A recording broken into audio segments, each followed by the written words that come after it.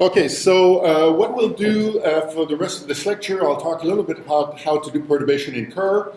Everything that we've covered so far has to do with Schwarzschild, and as you remember, this spherical symmetry aspect of Schwarzschild was really key to introduce the language that we introduced and all of this. As you go to Kerr, of course, you lose the spherical symmetry and you lose a lot of this simplification that occurs when you do have spherical symmetry. So we'll talk about this, but before that, I wanted to talk a little bit about the workshop today to try to introduce some of the ideas that we'll be exploring together in the workshop and introduce the motivation for it. So this is the breakdown of the linearized Einstein tensor that I gave you before. So each of those quantities here, the q's, are components in an expansion of the linearized Einstein tensor when you do a perturbation around Schwarzschild. And if you stare at this for a minute or two, you'll see all the metric variables that I introduced. I don't have all the LM labels, but it's understood they're there. And you see that you have various derivatives acting on that, and you have algebraic operations. And those are all the components of the Einstein tensor, and what we're supposed to do with this in an application is to make that equal to the right-hand side of the field equations that will be coming from T mu nu, and solve all of those equations simultaneously with the understanding that there's some redundancy here because of the Bianchi identities. So I think if you look at this, and if I ask you honestly, you will find that this seems very daunting and rather formidable, and you wonder how can you possibly solve those equations. But this afternoon I'll be asking you to do just that. So you'll become very intimate with those equations by the end of the workshop, and I promise you, you'll be able to find solutions. But we're going to do something simple in the afternoon. We're going to look at a situation where there's no perturbing stress energy tensor, so we'll be looking at a vacuum perturbation of a Schwarzschild black hole, so all of those q's will be zero. So now the challenge will be to find a solution to all those equations with a zero right-hand side. So maybe that doesn't help all that much because you still have the mess of equations. But if the right-hand side is zero, well, you can start solving them. For example, I bet you can solve this equation. If the right-hand side is zero, that already gives you a constraint between HTT and HRR. So, we're making progress. We've got one done. The other source of simplification is that we're going to be looking at a static solution to the field equations. So I'm going to look for something that doesn't carry a time dependence, and that means that all the time derivatives can be put to zero. And if you do that systematically across this big mess of equations, you'll find that some equations become trivial, and the other equations simplify a lot. So that's my message. After introducing those simplifications, we'll deal with a much simpler set of equations, and then I'll give you some guidance on how to deal with the rest of the equations. But of course, I want to do something which tells us, something about the physics of black holes. So what I wanted to do here is to just introduce the main ideas behind the project, the reason why we're going to be solving those equations. And to motivate this, I'm going to go back to Newtonian theory. I like to go back to Newtonian theory because I can do something simple that will then motivate and also sort of orient a relativistic version of the same calculation. So let's go back to Newtonian theory and let's think about what is the Newtonian equivalent of a Schwarzschild black hole. Well, the Newtonian equivalent to this is just a spherically symmetric body. And if I'm looking only at the potential, Newtonian potential, the gravitational potential of that spherical body outside the body, well, I know very well that it's going to be given by m over r. I can switch to relativistic units here and forget about the g. So that would be the Newtonian Schwarzschild solution, something very simple. Something very simple, something very boring, right? Spherically symmetric bodies are very boring. So the first question we're going to be asking in this workshop is it possible for my body to deviate from spherical symmetry? And of course the reason is yes. If my body is not a pure sphere, if it has some deformation, then of course the gravitational potential outside the body is not going to be spherically symmetric. It's going to be more than just m over r. And I'm sure some of you have done, things like that, maybe not in Newtonian theory, but maybe in electromagnetism. The scalar potential in electricity is basically the same, mathematical quantity, and you've done multiple expansions in electrostatics. That's the same idea here. It's possible for a mass distribution to have a quadrupole moment, and it's possible, therefore, for a body to have a deformation away from spherical symmetry. And to leading order in a deformation like this, if I look at the potential outside the body, it will have the m over r part that's going to be the monopole part of the solution. But beyond that, it's also possible to have a quadrupole deformation to the gravitational potential that will be coming from the quadrupole deformation of the body that can be described like this in terms of the quadrupole moment of the mass distribution. So for a slightly non-spherical body with a quadrupole deformation, the potential outside the body will be the spherically symmetric part plus something that I can look at as a perturbation. If I'm far away from the body, this term will be very small compared to this. I can think of this as a perturbation, even though this whole thing here is still an exact solution to Poisson's equation. But my point of view here is that the quadrupole deformation is a small deformation, is a perturbation of the original potential. So the analogous problem is, if we do this in general relativity, and this is the analog of a black hole potential, is there an analog for black holes of something like this? Is it possible for a black hole to have a quadrupole deformation? Well, the answer to that question will be provided by the perturbation equations, and you will be solving the perturbation equations to try to discover the equivalent of this term for a black hole. The next question we'll look at is the situation where you have a body in the presence of other bodies, for example, a companion moon, that will exert tidal forces on that body. If I do that, what I introduce as a perturbation now is not coming from the deformation of the body itself. The body is still spherical, but I introduce a perturbation created by remote bodies. That's what I call U external over here. That's the potential created by the companion body. And that's going to be given by something that looks like this. It's going to be an m over r potential created by the body, where the distance now refers to, the second body. What I can do is to do, a development also in terms of multiple moments, but now I'm describing the multiple moments in terms of that external potential, so those become tidal moments. And to leading order in the tidal interaction, I can represent the extra gravitational potential created by the remote body as something that goes as 1 over the distance to the body cubed, that's this quantity b over here, and something that scales with the distance from the reference body, my initial body, squared.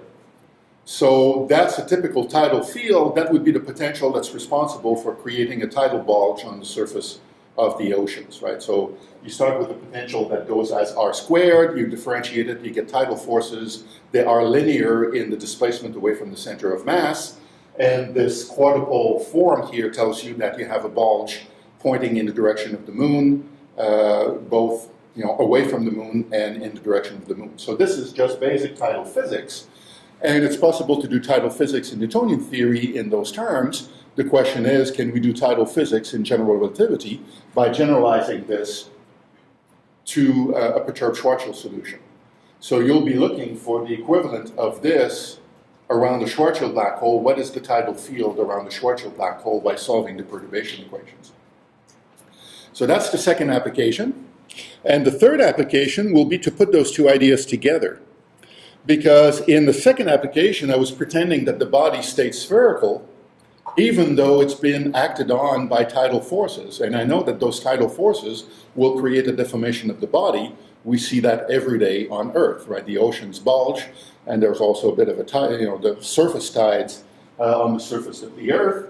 So the body will deform under the action of the tidal forces. And if you, the idea is that the quadrupolar tidal field that the moon creates will create a quadrupole deformation of the Earth. So the complete solution to an object being placed in a tidal field like this is to describe the tidal field itself, created by the moon and the deformation of the body created by the tidal forces that will be described in terms of that quadrupole deformation we talked about before. So we put 1 and 2 together, we get this more complete solution right here, where now the deformation away from the spherically symmetric potential will include both an r squared piece coming from the tidal field and a 1 over r cubed piece that describes the quadrupole deformation induced by the tidal forces. We're going to be looking for the equivalent of this for a black hole. There's a very nice way of characterizing the relationship between the tidal field and the deformation of the body by looking at the relationship between the tidal field and the amount of quadrupolar deformation that they produce on the body. And you can introduce a dimensionless quantity known as the Love number. And in principle, for any body in Newtonian theory, you can calculate the Love number by accounting for the internal processes inside the body that contribute to the deformation. And that depends on the constitution of the body, it depends on the distribution of mass. All of those details tell you how to relate the quadrupole moment of the body to the tidal field, and the quantity that encapsulates all of this information is the Love number for that body. Love was, somebody, so there was Mr. Love, who did all of this work at some point. And I like to make the joke that as a relativist, I work so much with killing vectors, it's nice from time to time to, switch from killing to love. So the complete solution looks like this, and the third application of all of this, putting all those ideas together, will be for you to calculate the Love number of a black hole. How do you relate the quadrupole deformation of a black hole given the existence of remote bodies that create a tidal field? So I promise you that all of those answers come out of this mess of equations that I include in the appendix. And I've given you instructions and some guidelines on how to proceed. You can proceed in whatever way you want. If you have, if you have access to Mathematica on your computer or Maple like this, you can solve the equations with that. That's not cheating. You can do it whatever, however you want. You can work in groups. If you don't have Mathematica with you, team up with somebody who does. So ideally, you'll separate out in small groups, and you'll go through the calculation. And I think you'll learn a lot about all of this, about the physics of black holes. And I think you'll come out of this with a lot of insight. And tomorrow morning, I'll talk a lot about Love numbers for not just black holes, but also neutron stars. It's a subject that is now really, really hot because of gravitational wave observations. Alessandra said something about that in her lectures. We'll amplify a lot of that on Thursday.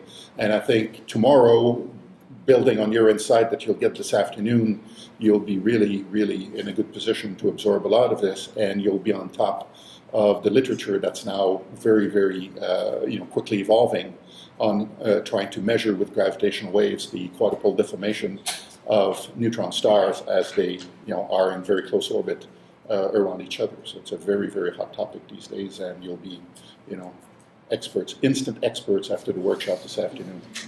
So I'm really inviting you and to take this seriously and to go through the detailed instructions and get as much insight as possible. Of course, I'll be here to help, but you have to do the work if you want to extract the power of knowledge from all of this. Okay, so that's what we're going to be doing this afternoon, and all the tools to do that you have now. What I wanted to do is to finish off the description of perturbation theory and to talk about the Kerr case. So tomorrow we'll talk about, we'll go back to spherical symmetry and continue the discussion, but now including aspects of what happens inside neutron stars, for example. You have to perturb the matter field inside the neutron star if you want to describe the internal state of a perturbed neutron star, so we'll talk about things like that. But to finish off the job on describing the external aspects of perturbation theory, I had to say a few words about Kerr. I chose not to go very deep into that discussion because technically it's very demanding, and there are lots of stuff that that goes into a complete discussion of this that I didn't really want to spend too much time on, but I just wanted to give you, a vague general impression of what can be done with Kerr. The difficulty of doing Kerr perturbation theory is the fact that you don't have spherical symmetry to start with. The power of spherical symmetry to do Schwarzschild perturbation theory was enormous.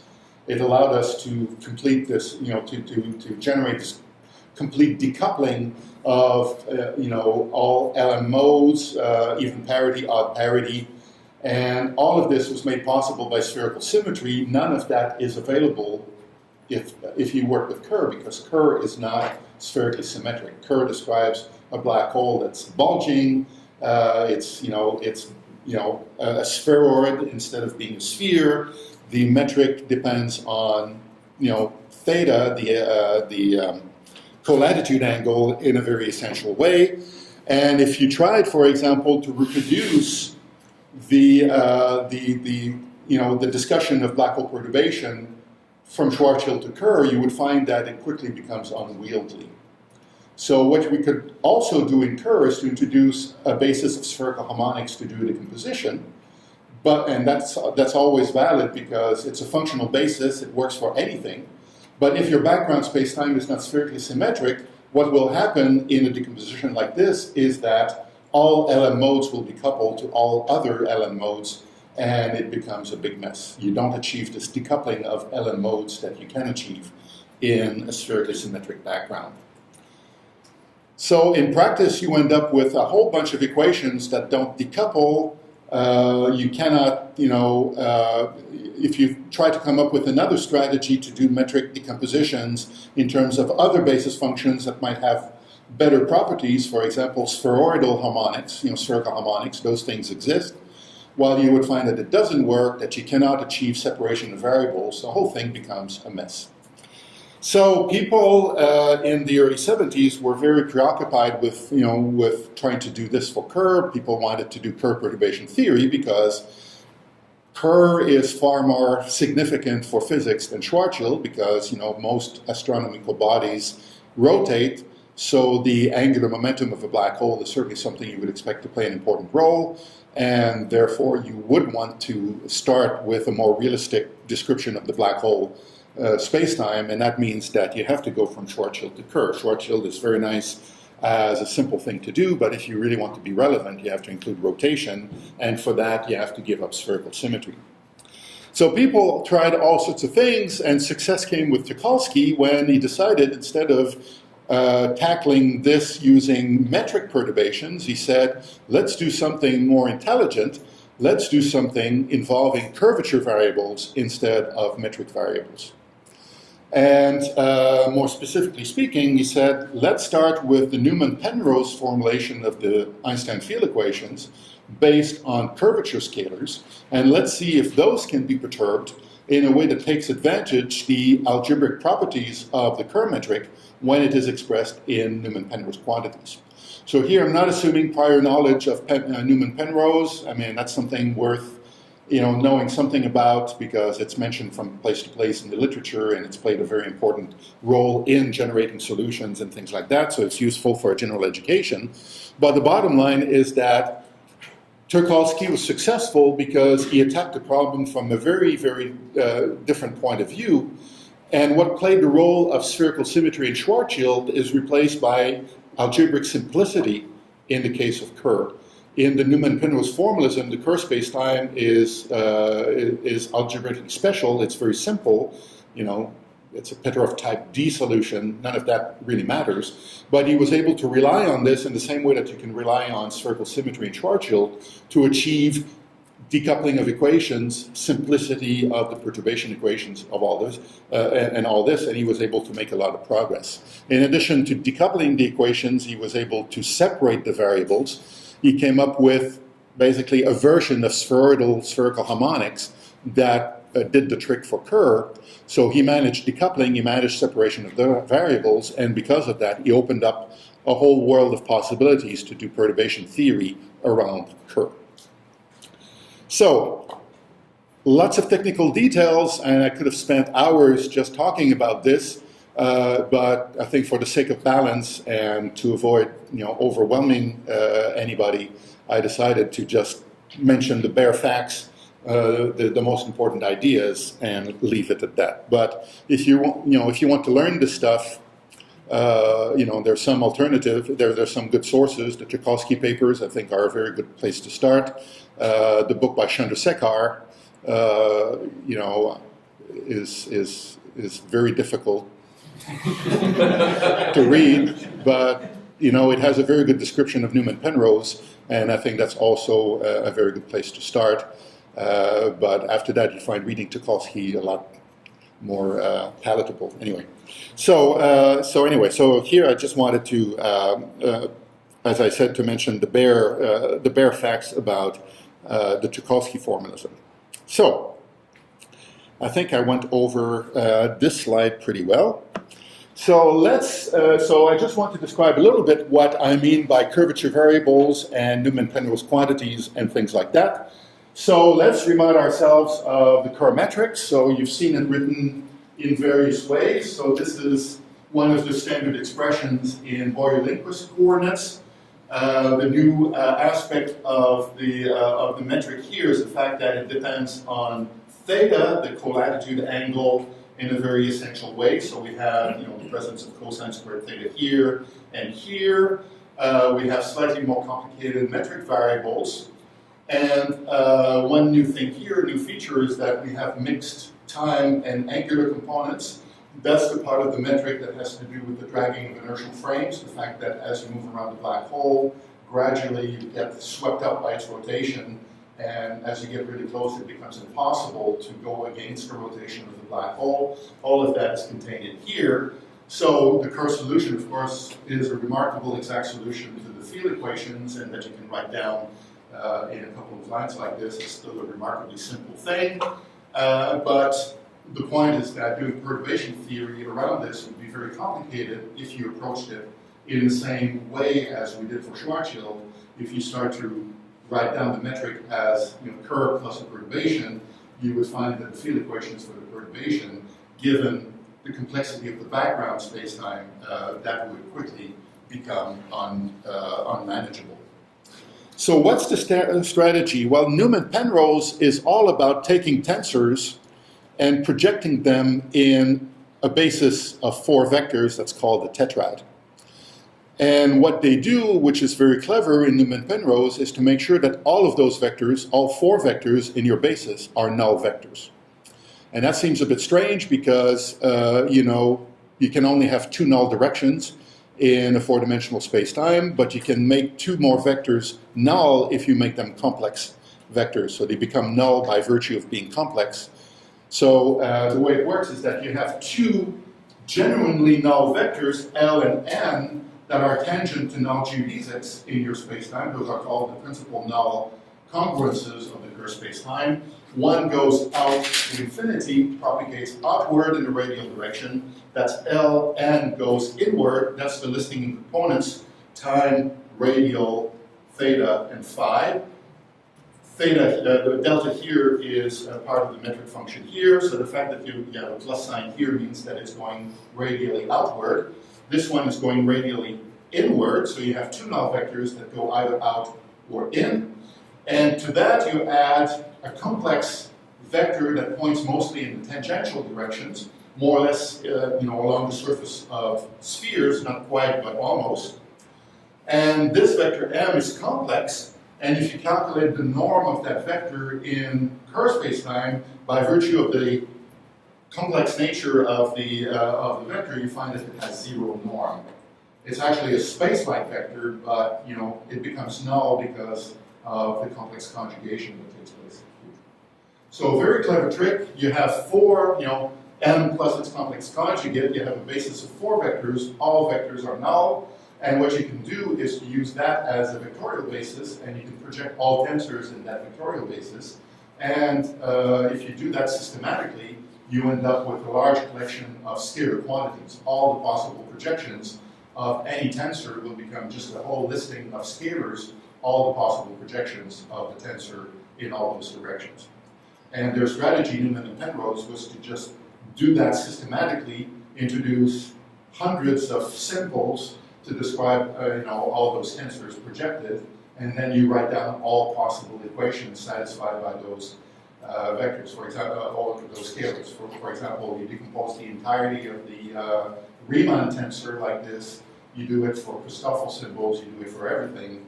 And then you write down the Bianchi identities for these things, you write down the field equations, you write down everything, and you get a very long listing of explicit equations for all the scalars. So it's completely exhausting, and you have pages and pages of listing of equations, but people got really good at sorting through that mess and finding ways to generate exact solutions to the field equations based on various requirements that you place on all of those various quantities. So if you want to know about this, read Chandrasekhar. There's a very nice discussion of all of this. Anyway, so, yeah? So why is the line like it's... I don't know the answer to that. I really don't know. So I don't know exactly what makes. So I mean, the idea of using a tetrad of vectors to decompose tensors, that's a common idea, and you can do this for any tetrad that could be based out of one time-like vector and three space-like vectors.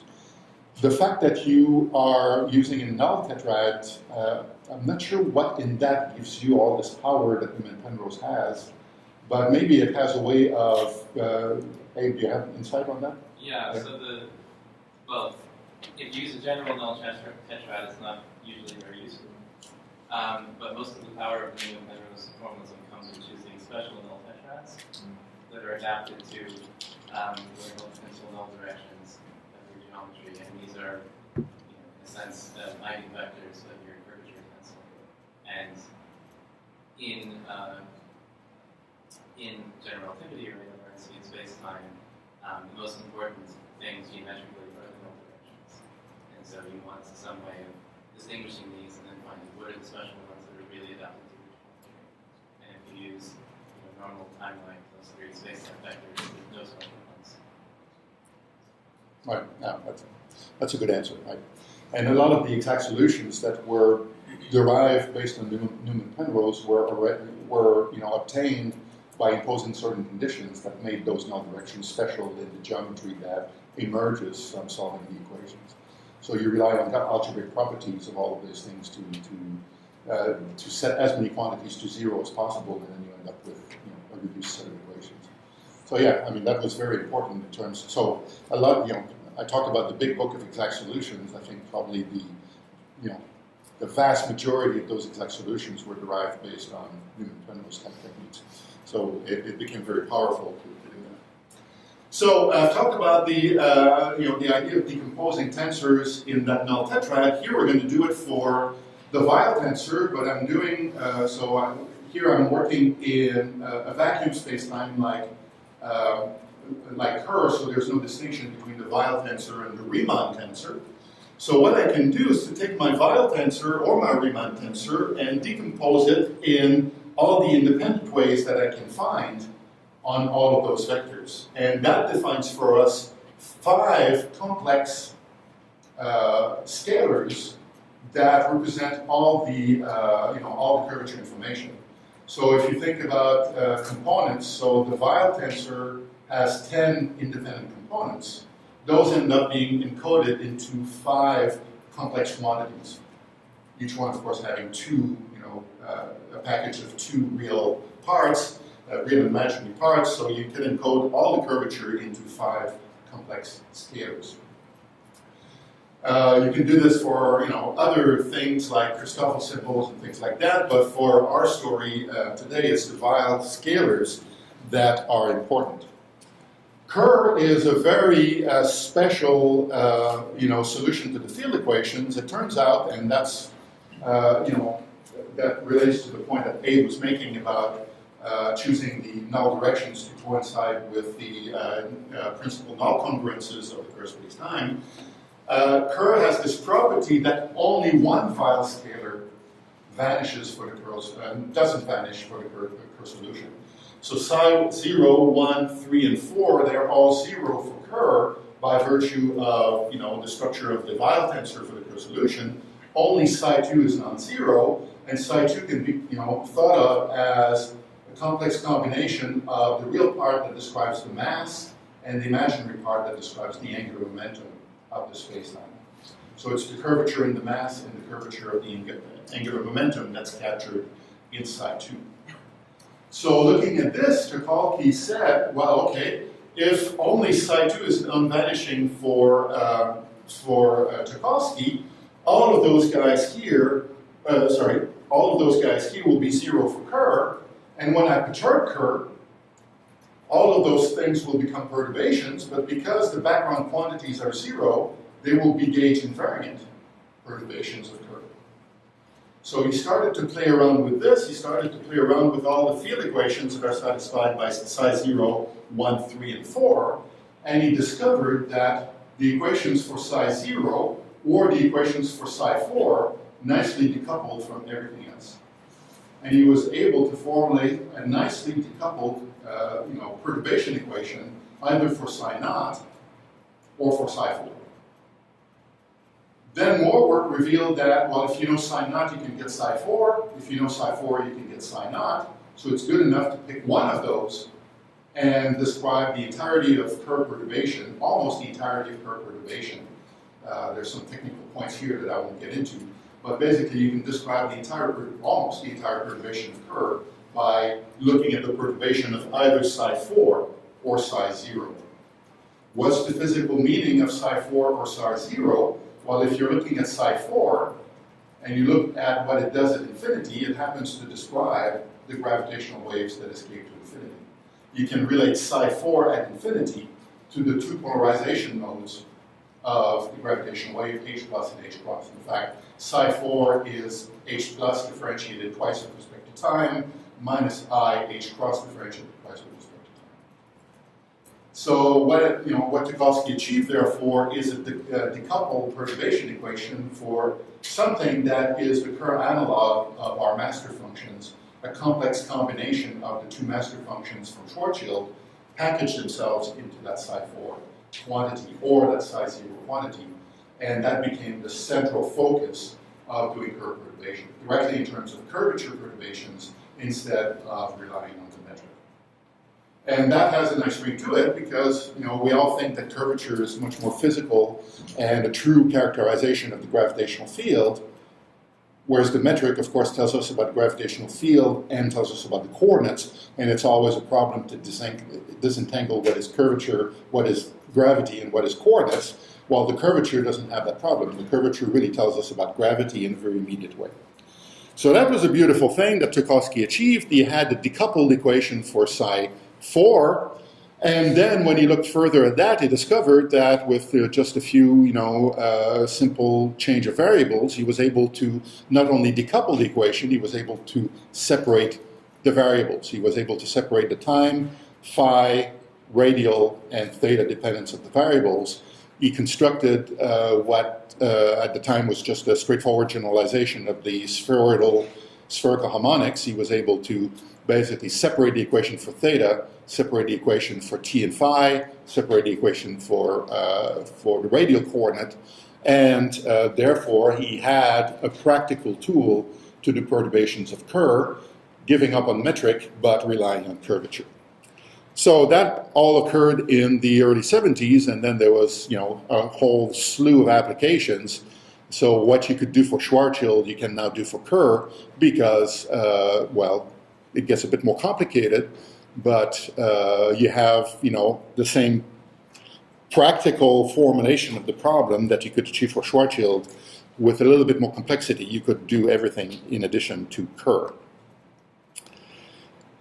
I could write down the Tarkovsky equation for you. I could write down, the equation satisfied by the angular function. I don't think it would be terribly informative. I don't think it would be terribly illuminating. So instead of doing all of this here, I decided I would just mention this and let you explore the literature by yourself. And again, going back to the original Tarkovsky paper is probably the best way to learn all this stuff. It's beautifully laid out in a way that's very readable. So let me just mention a few things that you can do with the Tarkovsky equation. So initially it was, analytical methods were emphasized. Computers were still, back in the early 70s, computers were still pretty rudimentary, so you could do ODEs fairly easily, but PDEs, that was, something that only experts could really deal with. So the separation of variables of the Tchaikovsky equation became very important because that meant that you could do Kerr perturbations by just focusing on radial equations. So you could solve the Tchaikovsky equation in the radial direction the same way that you could solve the Reggie-Wheeler equation or Zervi equation after Fourier transforming, just as an ODE in the radial direction. So that was done using various methods, starting from the early 70s. But our old Japanese friends here, MST, came along, and in fact, even before they dealt with Reggie-Wheeler and Zerilli, they actually attacked the Tchaikovsky equation, and they did exactly the same thing. They said, let's solve the Tchaikovsky equation near the Kerr horizon by writing the solution as an infinite series in hypergeometric functions. And let's do this at infinity with an infinite series in terms of Coulombic wave functions. Let's match them up in the middle where both descriptions are valid, and let's work out an exact representation for the Tchaikovsky function in this language.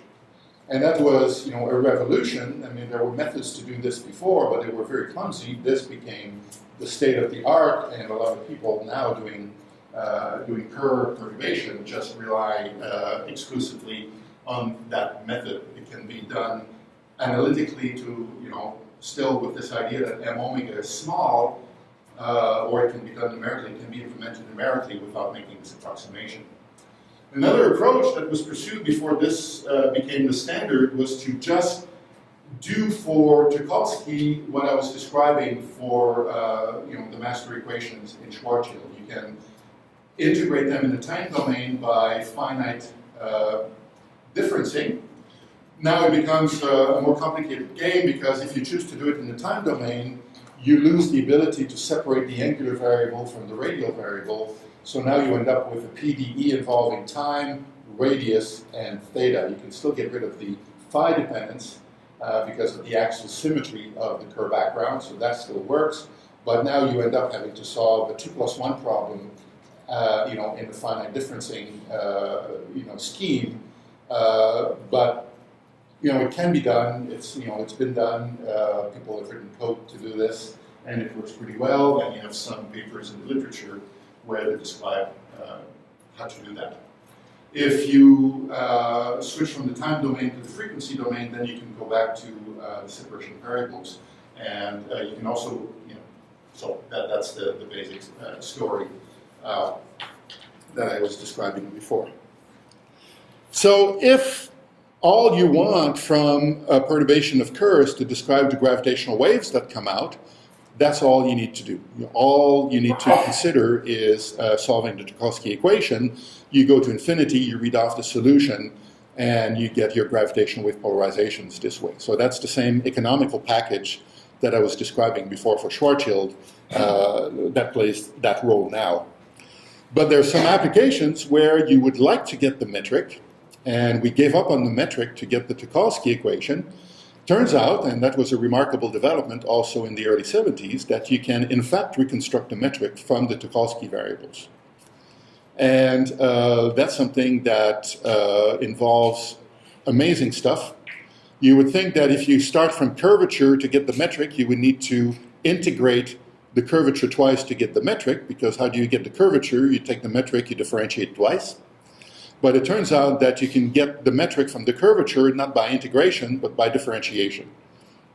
So that's, it's just nuts. I mean, it's, there's no way that this should work, but it does work, and it has to do with the self-adjointness of certain operators that are used to generate the Tchaikovsky variables. But anyway, all of this was discovered in the early 70s, and that was developed by a lot of people to try to turn that into a practical tool to get a metric perturbation from Tchaikovsky variables. And for some of the people here who do self-force, that turns out to be crucial because you can calculate the self-force from a metric perturbation. You cannot calculate the self-force directly from curvature perturbations.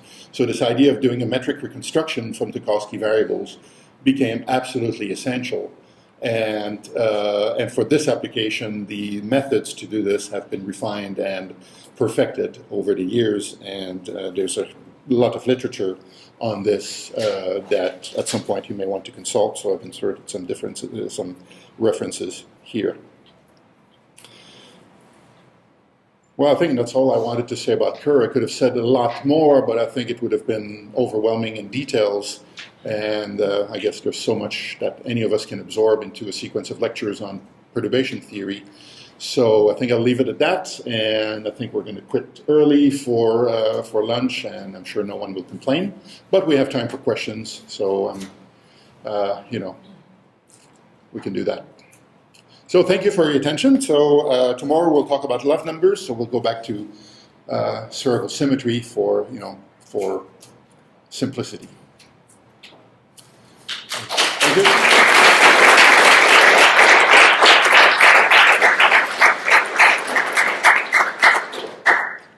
So any questions? Yes, please. So in the third case, you were saying we use the Tchaikovsky equation and the study of perturbations and the frequency domain.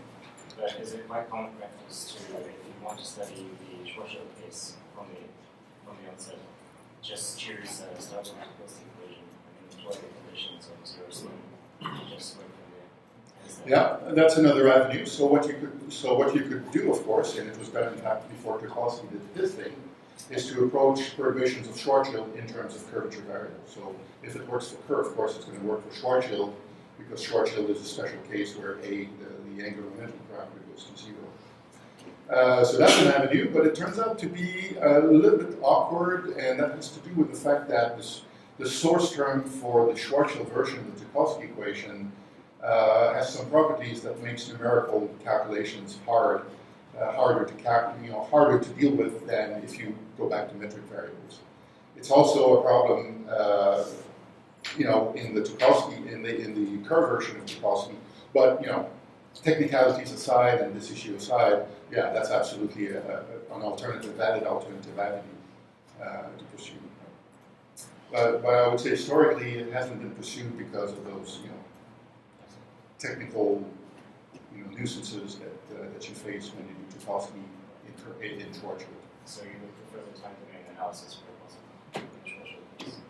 Schwarzschild? When you do the Schwarzschild version of Tchaikovsky, you still have separation of variables, so you can still opt to do a time domain integration or a frequency Fourier transform.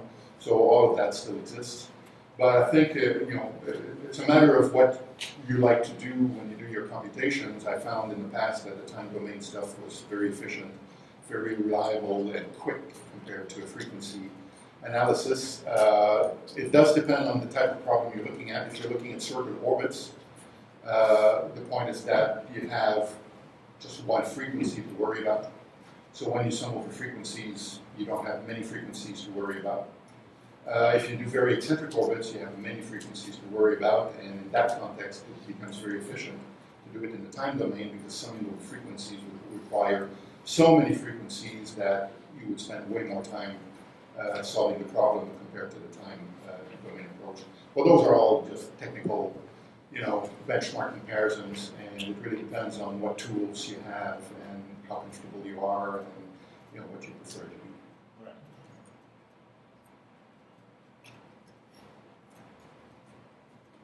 Other questions? Yep. And for this MST thing, when you're looking at the large R, you're explaining Coulombic functions, right. Large R, and something else for your horizon. Right, so you have hypergeometric functions close to the horizon, and then you switch over to Coulombic functions, which are basically just solutions to the Schrödinger equation for Coulomb potential, or you can think of them as confluent hypergeometric functions. Okay, sorry. So they're just known special functions, and you can read off their properties in Abramovitz and Stegen.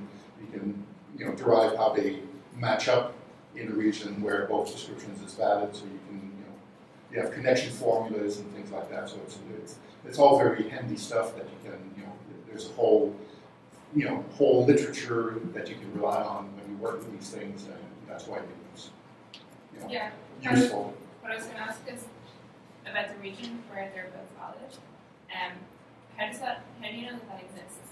Because if you're looking at small r and large r, there's like an intermediate region. Yes, so the way the expansion is carried out, it's not really small r versus large r. You combine the frequency with r, you combine the mass with all of this, so you construct dimensional groups in the way that we're supposed to do when we do dimensional analysis.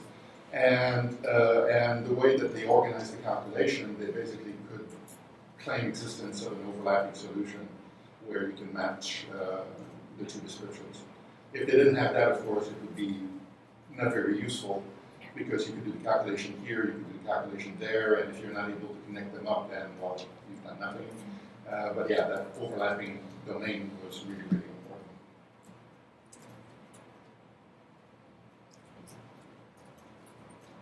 Yep. So in Kerr, is it the case that there is no tensor square homomorphic basis according to the spherical homomorphs? Is it the case that people stop looking after the Tucholsky? I've seen it written in the literature where people say this thing doesn't exist, but even though why that object doesn't exist in an ID. Right, so I think it's probably true that, Chandrasekhar looked for a long time for these things, and even he couldn't figure it out. And so I'm not sure this makes up a proof of non-existence, but, it discourages people from trying more. So I think it's probably the case that people gave up when there was little hope of success, I think. But maybe it doesn't mean that it doesn't exist, and maybe someone in this room will take on the Chandrasekhar challenge and try to do it. Can I go back to the MST thing Yep. there, Eric? So is the idea that the potential is somehow well adapted to hypergeometric functions at the horizon and well adapted to Coulomb wave functions at infinity, and this is what you need in order to make that work? Right, so you rely on two properties of the potential. So I plotted the potentials before. Let me go back to that. So the potential goes to zero exponentially. Well, so if I express this in terms, let me not say that. It goes to zero algebraically in R as you approach the horizon. So if you work in a region close to the horizon like this, it turns out that the structure of the equation is very close to the hypergeometric function. It's not exactly that, that's why you need a whole sum. But it resembles the hypergeometric equation, and therefore the hypergeometric series becomes powerful. Over here, what dominates this is you have the L plus 1 divided by R squared, but you also have the M over R aspect of this. So the potential, like the Coulombic potential, decays as 1 over R as you approach infinity. And that's a very weak decay that tells you that you need something, you need to do something clever over here. And because, it's the M over R term that dominates, it's the 1 over R approach to zero that you really want to capture, and the Coulombic wave functions do that. That's what they solve. So by doing a series in terms of Coulomb wave functions here, and again relying on an infinite series to account for all the deviations away from M over R, you can do something really, really optimal here.